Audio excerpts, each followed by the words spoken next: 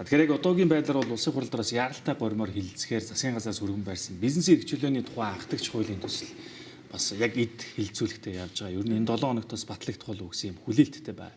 Тэгэхээр хамгийн түрүүнд энэ хууль яг батлагдсанаар ер нь яг нийгмийн эдийн засгийн талааснаар бол ер нь эдийн засагт шууд нөлөөлөг үзүүлж явах тийм бодиттой нөлөөлөл хэр өндөр байж чадав. Тэгэхээр эдийн засаг өсөхийн тулд хөрөнгө оруулалт зайлшгүй шаардлагатай. Тэгээд эдгээр хөрөнгө оруулалт нь төрийнх байж болно, хувийн хвшлийнх байж болно, гадаадын хөрөнгө оруулалтууд байж болно.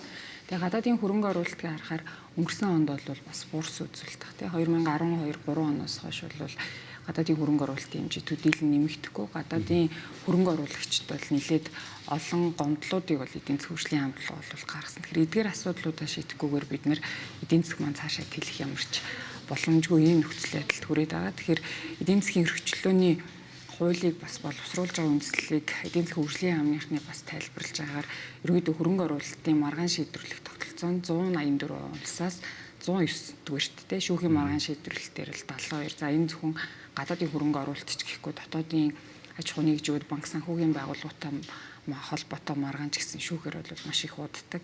За тэгээ бизнесийн эрхчлөө 184 улсаас 85-д, за өмчийн эрхийн зохицуулалт 94-т, за зөвшөөрлийн одоо энэ төвхтэй байдал нь 115 гэдэг. Ерөнхийдөө бид нэр эдийн засаг тэлэх боломжоо нэлээд хязгаарлалцсан ийм нөхцөл байдалтай байдаг. Тэгэхээр энэхүү хуулийг болвол цаашдаа хөрөнгө оруулалт тэлэх, за бизнесүүд үйл ажиллагаагаа шинээр эхлүүлэх энэ боломжийг олох. Дээрээс нь гадны ч бай, дотны ч бай хөрөнгө оруулагчдын нэг ярьдаг зүйл бол хөрөнгө оруулалтын орчин маань тодорхойгүй нэ, төрийн бодлого тодорхойгүй. Тэг ямар нэг юм хөрөнгө оруулалт хийхэд чинь урт хугацааны юм санхүүгийн тооцоо хийдэг. Тэгэхээр хэдийн хэмжээний орлого олох уу, хэдийн хэмжээгийн татвартаа төлөх үү, хэдийн хэмжээг нь одоо үйл ажиллагааны зардал төлөх үү. Тэгэхээр энэ төрийн зохицуулалтын тогтворгүй байдал нь энэ хөрөнгө оруулалтын өгөөжийн тооцоонд бол нэлээд сөрөг нөлөөтэй байдаг учраас ихч бай, багч бай ямар нэгэн байдлаар энэ зохицуулалт тодорхой байх нь тухайн бизнесийг эхлэх үгүй юу гэдэг шийдвэр гаргалтад нэлээд чухал гэж ингэж үздэг. Тэгэхээр энэ хуулийн шууд өр нөлөө бол хөрөнгө оруулалтууд нэмэгдэх.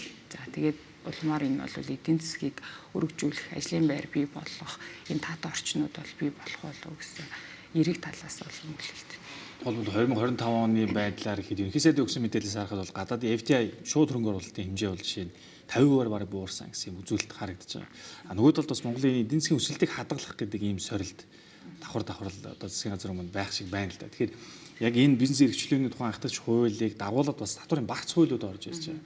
Тэгэхээр дотоод гадаад орчныхаа энэ нөхцөлийг харахаар энэ хоёрын огтлцлууд маань яг үнэхээр энэ дээр байж чадах болов энэ хуулиар. Сая бас яг энэ нэг уул уурхайн салбарт хөрөнгө оруулалтны татварын орчинтой холбоотой хэлэлцүүлэг болсон. Тэгээ манай оролцогчид бол юу гэж хэлээ үзэж байна гэхээр татварын хувь хэмжээ ер нь бол Монголд тийм айхтар бол өндөр бол биш ээ. За ер нь бус улсын жишгтэй харьцуулахад бас багч биш. Тэгэхээр хөрөнгө оруулагчид юуг илүү сонирхоод байна гэхээр их баг гэхээсээ илүү тэгэхээр доктортой нэгдүгээр доктортой. Тэгэхээр хоёрдугаар энэ одоо орж байгаа татварын багц хуультай холбоотойгоор хувь хэмжээнд дээр өөрчлөлт оруулах гэсэн илүү татвараа суурьа илүү тодорхой болгох шаардлагатай, суурьа өргөжүүлэх шаардлагатай. Одоо манай дээр байгаа татварын одоо энэ тогтолцоо маань бол далд эдийн засаг үүсгэх бас нэг тэдгээр эрсдлийг бол одоо бий болгочод тийм далд эдийн засагт. Тэгэхээр жижиг бизнес эрхлэгчдийн хувьд бол татварын дарамт өндөртэй байгаа учраас алтан бус бизнес одоо татвараа тайлгнахгүй байх энэ нөхцөлийг бол бүрдүүлээд байгаа. Тэгэхээр энийг эхлээд бүртгэлжүүлээд авах нь бол нэлээд юм чухал. Далд эдийн засгийг яаж бууруулах вэ, бүгдийг яаж бүртгэлжүүлэх үү гэдэг асуудал нэлээд чухал байна.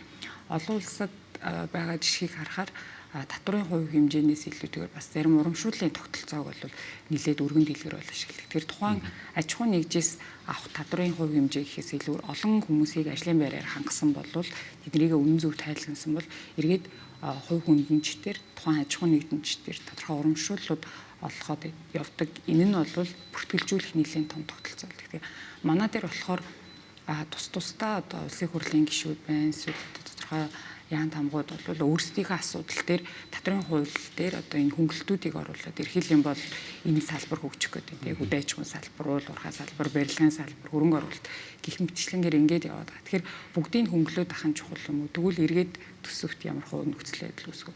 Тэрнийхээ оронд бүгдийг бүртгэлжүүлээд авсныхаа дараа тодорхой урамшууллын тогтолцоог бодлохоор дэмжиж явуул зүгээр юм гэсэн юм бодлоо. Тэгэхээр энэ хоёр хуулийг бол тусад нь биш нэгтгэж ингэж авч үзэх юм шаардлага. Тэгэхээр бас яг Монгол улсын эдийн засгийн нөхцөлийг сая ингээ аваад үзэхээр статистикийн орооноос сайхан гарсан мэдээ нь 5 дугаар сарын инфляц бол 11.2% гэсэн ийм үзүүлэлттэй гарсан. За гэхдээ суурь инфляцийн төвшингээс харвал арай бас тэр төвшөндөө гайгүй бах гэсэн нэг ийм хүлээлт бас байгаа даа шиг. Тэгэхээр та бас Монгол банкны мөнгөлийн бодлогын орооны гишүүний хувьд ер нь яг энэ тал дээр нийлүүлэлтийн гаралтай инфляцийг бид ер нь цаашдаа бодлохоор яаж хязгаарлах юм уу, хазаарлах боломж байна. Нөгөө талдаа энэ жилийн хувьд бас яг бодлогын хүүг дахин өөрчлөх юм орон зай ямар нэг хэлбэр юм байгаа юм. Инфляцийн түвшин бас хүлээлттэйстэй тооцооллоос бол харьцангуй өндөр болов гарч ирж байна. Маш олон шалтгаанууд бол энэний цаана байгаа. За энэ дээр бол эдийн засгийн хувьд мөнгөний нийлүүлэлт бол бас харьцангуй өсөлттэй байна. За бензиний үнийн асуудлууд байна. Валютын ханшийн дарамт бол нэлээдгүй орж ирж байгаа.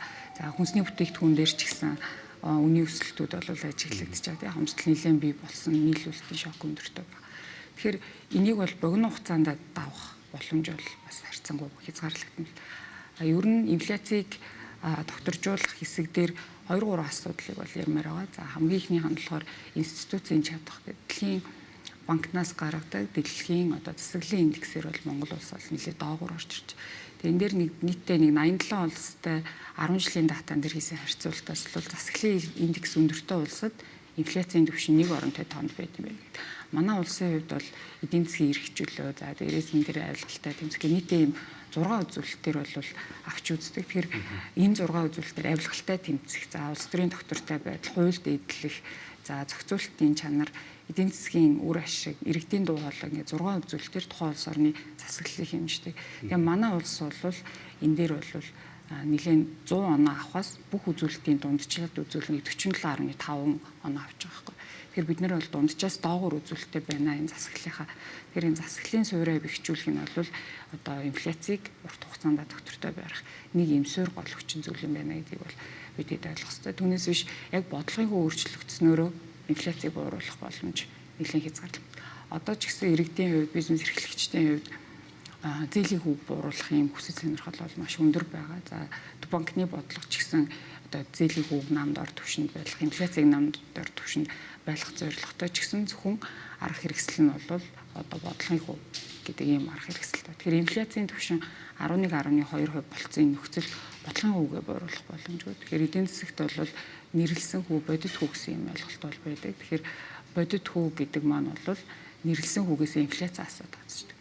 Оны эхэнд бол инфляц 8% тай байхад за хадгаламжийн хүү 12%, 13% тай байсан. Гэхэд 8-аас гарны 5% бодит хүүтэйсэн байхгүй. Одоо гэтэл 11 болчоор бодит хүү маань бол нэлээд багасчихжээ. Ялангуяа хямралын үед бол энэ бодит хүү бол сөрөг утга руу ч гэсэн ингэж орчдөг. Тэгэхээр бодит хүү сөрөг утгатай байна гэдэг маань та хөрөнгө оруулалт хийх ямар ч юм сонирхолтой болно гэсэн.